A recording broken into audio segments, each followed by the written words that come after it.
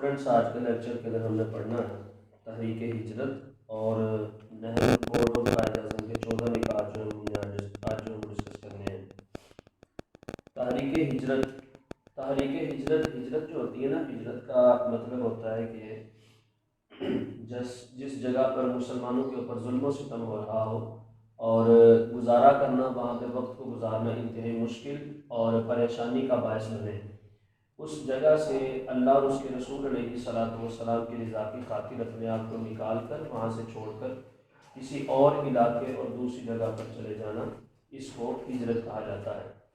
اور یہ مسلمان کے اوپر ضروری ہے کہ جس جگہ پر اس کا رہنا مشکل ہو اور اللہ اور اللہ کے رسول علیہ السلام کی تعلیمات کے اوپر عمل کرنا مشکل ہو، اس جگہ سے وہ جگہ کو چھوڑ کر کسی اور جگہ پہ چلا جائے، یہ مسلمان کے لیے ضروری ہے۔ اور کل قیامت کے دن اگر وہ نہ گیا تو اس کے بارے میں اس سے مواخذہ بھی ہوگا، پوچھا بھی جائے گا۔ اب یہ جو تھا، یہ ہجرت، تحریک ہجرت جو ہے، اس کا کیا سلسلہ تھا اور پس منظر کیا تھا؟ پس منظر یہی تھا کہ چونکہ ہندوستان کے اندر مسلمانوں کے اوپر طرح طرح کے ظلم و ستم ہوتے تھے، مشکلات ہوتی تھی، پریشانیوں کا شکار تھے مسلمان، اور ان کو جو ہے کافی ساری مشکلات کا اور مظالم کا سامنا کرنا پڑتا تھا۔ اس لحاظ سے مسلمانوں نے جو ہے یہ ایک تنظیم بنائی اور ایک فیصلہ کیا کہ ہم جو ہے یہاں سے چلے جاتے ہیں، کسی اور جگہ پہ جا کر رہتے ہیں، اس کو تحریک ہجرت کہا جاتا ہے۔ یہ پڑھتے ہیں کہ اس کے اندر کیا ہے۔ 1920 میں چند علماء کرام نے یہ فتویٰ جاری کیا کہ بر صغیر دارالحرب ہے، حرب کہتے ہیں جنگ کو، اور دارالحرب کا مطلب ہے جنگ کا میدان، حرب کہتے ہیں جنگ کے میدان کو، اور دارالحرب جو ہے یہ جنگ کا میدان ہے۔ تو یعنی کہ یہاں پر ظلم ہوتا ہے اور مسلمانوں کو پریشانی کا شکار ہونا پڑتا ہے، اس لیے کافی علماء کرام نے اس بات کا فتویٰ دیا کہ یہ جگہ درست نہیں ہے، دارالحرب ہے۔ مسلمانوں کا انگریزی کی عملداری میں رہنا جائز نہیں ہے، انگریزوں کی عملداری میں رہنا جائز نہیں ہے۔ انہیں دارالاسلام میں یا دارالسلام اس کو پڑھ لیں، اس میں ہجرت کر جانی چاہیے۔ چنانچہ ہزاروں مسلمان خاندان اپنی جائیدادیں بیچ کر افغانستان ہجرت کر گئے۔ افغانستان نے ان کو اپنے ملک میں داخلے کی اجازت نہ دی اور انہیں مجبور کر دیا کہ وہ اپنے ملک واپس چلے جائیں۔ جب یہ لٹے پٹے مسلمان واپس آئے تو سوائے بربادی کے ان کے لیے کچھ بھی نہیں تھا۔ ظاہر سی بات ہے، یہ ہندوستان تو پہلے چھوڑ چکے تھے، اب یہ واپس دوبارہ پھر ہندوستان میں آ رہے تھے، تو اب اس کو ان لوگوں کو پھر کس نے جو ہے وہ پاس رکھنا تھا اور کس نے ان کو برداشت کرنا تھا؟ پھر اس لیے ان کو بربادی ہوئی ان کی، اور رسوا ہوئے، اور ان کو بڑی ساری پریشانیوں کا سامنا کرنا پڑا۔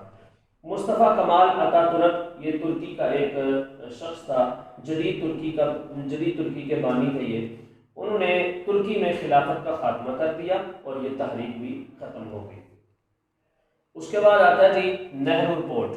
یہ نہرو رپورٹ تھا، یہ موتی لال نہرو ایک شخص تھا کہ جس نے 1928 کے اندر جو ہے اس کو رپورٹ کو جاری کیا، تو یہ اس کو یہاں پر ڈسکس کر رہے ہیں۔ نہرو رپورٹ کیا تھی اور اس کا پس منظر، اس کا مقصد کیا تھا؟ نہرو رپورٹ نے مسلمانوں کے ساتھ ماضی میں کیے گئے معاہدہ لکھنؤ پر پانی پھیر دیا۔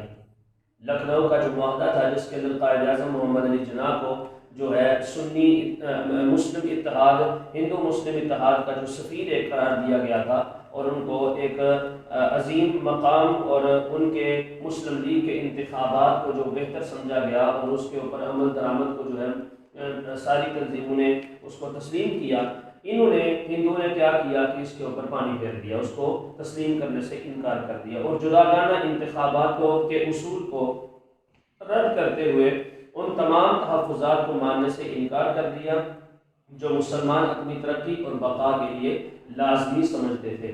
نہرو رپورٹ کی وجہ سے دونوں قوموں کے مابین تعلقات بھی خراب ہو گئے۔ اب اس کے بعد آتے ہیں قائد اعظم کے 14 نکات۔ 1928 کے اندر جو قائد اعظم نے پیش کیے مسلمانوں کی رہنمائی کے کچھ اصول تھے جن کو 14 نکات کہا جاتا ہے، آئیے ہم ان کو ڈسکس کرتے ہیں۔ قائد اعظم محمد علی جناح نے نہرو رپورٹ کو ماننے سے انکار کر دیا۔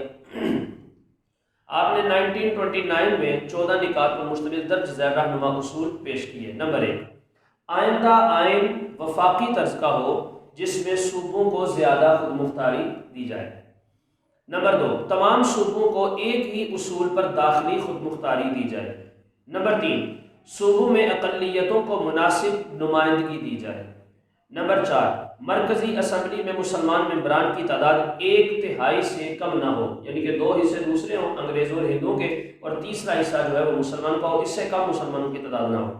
نمبر 5، جداگانہ انتخابات کا اصول ہر فرقہ پر لاگو ہونا چاہیے، البتہ اگر کوئی فرقہ چاہے تو اپنی مرضی سے مخلوط طریقہ انتخاب جو ہے وہ قبول کر سکتا ہے۔ نمبر 6، صوبوں کی حدود میں کوئی ایسی تبدیلی نہ کی جائے جس سے پنجاب، بنگال اور شمال مغربی سرحدی صوبہ جس کو خیبر پختونخوا کہتے ہیں کی مسلمان اکثریت متاثر ہوتی ہے، کوئی ایسی بھی تبدیلی نہ ہو۔ تمام لوگوں کو یکساں مذہبی آزادی دی جائے۔ نمبر 8، اگر کوئی مسودہ قانون کسی خاص فرقے سے متعلق ہو اور فرقے کے 3/4 اراکین اس مسودہ کے خلاف رائے دیں تو اسے نامنظور سمجھا جائے۔ نمبر 9، سندھ کو ممبئی سے الگ کر کے ایک صوبہ بنا دیا جائے۔ نمبر 10، بلوچستان اور شمال مغربی سرحدی صوبہ میں دیگر صوبوں کی مانند اصلاحات نافذ کی جائیں۔ نمبر 11، سرکاری ملازمتوں میں مسلمانوں کو ان کی اہلیت اور تناسب کے لحاظ سے حصہ دیا جائے۔ نمبر 12، مسلمانوں کو مذہبی اور ثقافتی تحفظ بھی دیا جائے۔ نمبر 13، صوبائی اور مرکزی وزارتوں میں مسلمانوں کو کم از کم 1/3 نمائندگی دی جائے، کیونکہ مسلمانوں کو کوئی بھی جو ہے وزارتوں کے اندر اور سرکاری پوسٹیں جو تھیں ان کے اوپر کوئی ان کو فوقیت حاصل نہیں تھی اور وہاں پر ان کو جگہ نہیں ملتی تھی، تو یہ قائد اعظم نے یہ بھی ایک نقطہ پیش کیا۔ نمبر 14، آئین میں صوبوں کی مرضی کے بغیر کوئی تبدیلی نہ کی جائے۔ قائد اعظم محمد علی جناح کے 14 نکات کا تجزیہ کیا جائے تو یہ کہنا بے جا نہ ہوگا، بے جا کا مطلب یہ کہنا فضول نہیں ہوگا کہ قائد اعظم محمد علی جناح نے نہ صرف مسلمانوں کے سیاسی حقوق کی ترجمانی کی بلکہ ہندوستان میں دستوری اصلاحات کا بنیادی ڈھانچہ بھی مہیا کر دیا، یعنی کہ ان 14 نکات سے ہر ایک فرد کو فائدہ پہنچ سکتا ہے، چاہے وہ مسلمان ہے یا کوئی غیر مسلم ہے۔ یہ رہنما تھے قائد اعظم محمد علی جناح، جنہوں نے مسلمانوں کی بہتری کے لیے اور ایک قوم کی رہنمائی کے لیے 14 نکات 14 اصول جو تھے ان کو جو ہے وہ پیش کیا تھا۔